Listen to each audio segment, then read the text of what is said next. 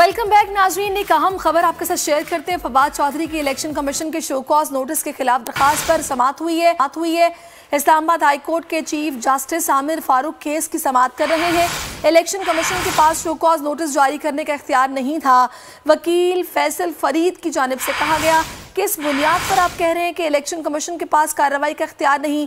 Chief justice का इस्तफसार है। फवाद चौधरी की इलेक्शन कमीशन के शो कॉज नोटिस के खिलाफ दरखास्त काबिल समाअत होने पर फैसला महफूज कर लिया गया है। एहतशाम हमारे साथ हैं, उनसे बात करेंगे। एहतशाम, डिटेल्स दीजिएगा। जी देखिए, इलेक्शन कमीशन ने फवाद चौधरी को तौहीन अदालत के 2 शो कॉज नोटिस जारी किए थे। उनके खिलाफ अब उन्होंने अपने भाई फैसल फरीद एडवोकेट के जरिए इस्लामाबाद हाई कोर्ट में दरखास्त दायर की थी। उस पर समाअत हुई है और फैसल फरीद ने 2 अहम नुकात अदालत के सामने ये रखे हैं। एक तो उन्होंने कहा कि 2 जगह पे पैरेलल एक ही वकूए की एक ही मामले पे कार्रवाई नहीं हो सकती। इलेक्शन कमीशन की दरखास्त पर मुकदमा दर्ज हुआ और फवाद एहतशाम हमारे साथ मौजूद थे और उन्होंने तमाम तर सूरत हाल पर हमें डिटेल्स दे रहे थे। इनसे फिर से रब्ता करेंगे और सूरत हाल से आपको अपडेट करते रहेंगे।